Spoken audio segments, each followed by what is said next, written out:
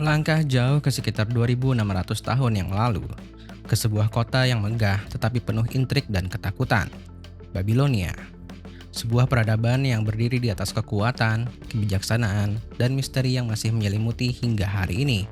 Dan di tengah kota yang menjulang dengan menara dan istana, hidup seorang pria yang bernamanya akan bertahan dalam catatan sejarah dan kitab-kitab suci. Namanya Daniel. Babilonia bukan hanya kota dengan tembok besar dan arsitektur yang menakjubkan. Ini adalah pusat dari peradaban, tempat para ilmuwan, pendeta, dan peramal berkumpul untuk mengungkap misteri alam semesta. Namun kota ini juga memiliki banyak sisi gelapnya, perebutan kekuasaan, tipu daya politik, dan kepercayaan yang bercampur antara dewa-dewa kuno dan pengaruh kepercayaan yang dibawa dari negeri-negeri yang ditaklukkan. Di tengah pusaran ini, seorang pria berdiri teguh, seorang nabi, seorang penafsir mimpi, seorang yang kelak akan dikenang sebagai Daniel.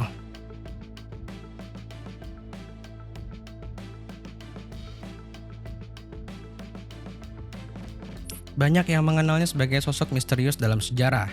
Dalam Islam, Nabi Daniel tidak disebutkan secara eksplisit dalam Al-Quran, tetapi namanya muncul dalam beberapa riwayat dan tafsir.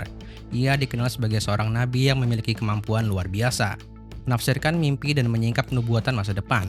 Kisahnya dikaitkan dengan kejayaan dan kejatuhan Babilonia, serta interaksinya dengan para penguasa yang berkuasa di zaman itu. Dalam sejarah Yahudi dan Kristen, Daniel adalah tokoh yang diabadikan dalam kitab Daniel, bagian dari perjanjian lama. Ia diyakini sebagai seorang nabi yang bertugas di bawah pemerintahan raja-raja besar Babilonia dan Persia. Namun, bagaimana Islam memandangnya?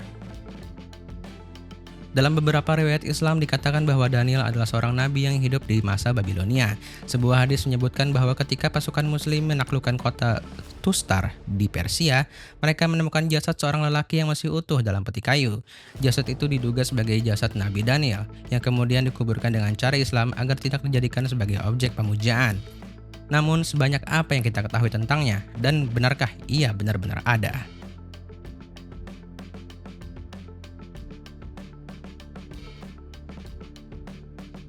Dalam literatur Islam, kisah Daniel berkaitan erat dengan pengasingan bangsa Yahudi ke Babilonia oleh Raja Nebukadnezar II. Konon, Daniel adalah salah satu dari kaum Bani Israel yang ditawan dan dibawa ke istana sebagai pelayan kerajaan. Namun berbeda dengan tawanan lainnya, ia memiliki sesuatu yang tidak dimiliki oleh orang lain, kemampuan untuk menafsirkan mimpi. Dalam satu peristiwa yang paling terkenal, Raja Nebukadnezar mengalami mimpi yang mengganggu. Para penasihat dan peramal istana gagal menafsirkannya, hingga akhirnya Daniel dipanggil. Dan ia mengungkapkan makna tersembunyi di balik mimpi itu. Tafsirannya begitu tepat, begitu tajam, hingga ia diangkat menjadi salah satu penasihat tertinggi di istana. Namun keberhasilannya bukan tanpa resiko. Daniel memiliki banyak musuh yang tidak senang dengan kehadirannya. Dan disinilah kisahnya berubah, ke arah yang lebih kelam. Daniel bukan hanya seorang penasihat biasa, tetapi ia juga seorang yang dicintai oleh banyak orang di istana karena kebijaksanaannya. Namun, ia juga menjadi ancaman bagi mereka yang ingin mempertahankan status dan kekuasaan mereka. Para pejabat tinggi mulai menyusun rencana untuk menyingkirkannya. Mereka tahu bahwa Daniel adalah pria yang taat beribadah, dan dari situlah mereka menyusun jebakan yang mematikan.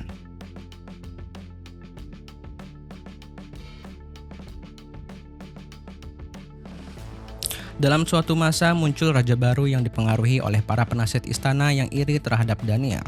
Mereka menyusun rencana licik, sebuah jebakan hukum yang akan menghukum siapa saja yang berdoa kepada selain raja. Daniel yang tetap teguh pada kepercayaannya terus beribadah kepada Allah Subhanahu wa taala. Hasilnya hukuman yang mengerikan. Daniel dijebloskan ke dalam gua yang penuh dengan singa yang lapar. Malam itu seharusnya menjadi akhir hidupnya, namun sesuatu yang luar biasa terjadi. Singa-singa itu yang seharusnya mencabik-cabiknya dalam hitungan detik, justru duduk tenang di sisinya. Ia tetap beribadah, memanjatkan doa kepada Allah Subhanahu wa taala. Malam itu berlalu tanpa segores luka pun di tubuhnya. Pagi harinya, ketika gua dibuka, Daniel masih hidup. Singa-singa itu tidak menyentuhnya. Kejadian ini mengguncang kerajaan. Daniel dibebaskan, dan orang-orang mulai melihatnya sebagai sosok yang dilindungi oleh Tuhan.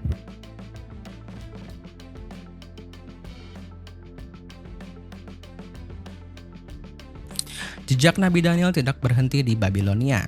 Di berbagai belahan dunia ada klaim bahwa makamnya telah ditemukan. Salah satu lokasi yang paling terkenal adalah di Susa, Iran, di mana terdapat sebuah makam yang dipercaya sebagai peristirahatan terakhirnya.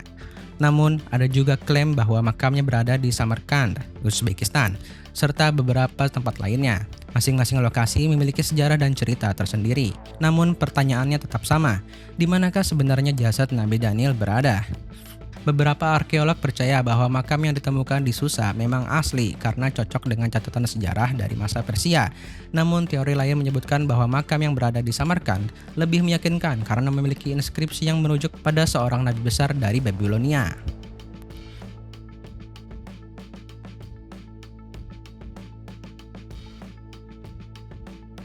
Salah satu aspek yang paling menarik dari kisah Daniel adalah nubuatan-nubuatan yang dikaitkan dengannya. Dalam tradisi Yahudi dan Kristen, ia dikenal sebagai sosok yang meramalkan kejadian-kejadian besar dalam sejarah dunia. Dalam Islam, beberapa ulama menafsirkan bahwa nubuatan Daniel mungkin berkaitan dengan peristiwa akhir zaman. Beberapa teori bahkan menghubungkannya dengan konsep Dajjal dan tanda-tanda kiamat. Disebutkan bahwa Daniel pernah meramalkan datangnya kerajaan-kerajaan besar yang akan bangkit dan runtuh dalam sejarah manusia. Hal ini menimbulkan banyak spekulasi mengenai apakah ramalan-ramalan ini masih relevan hingga saat ini.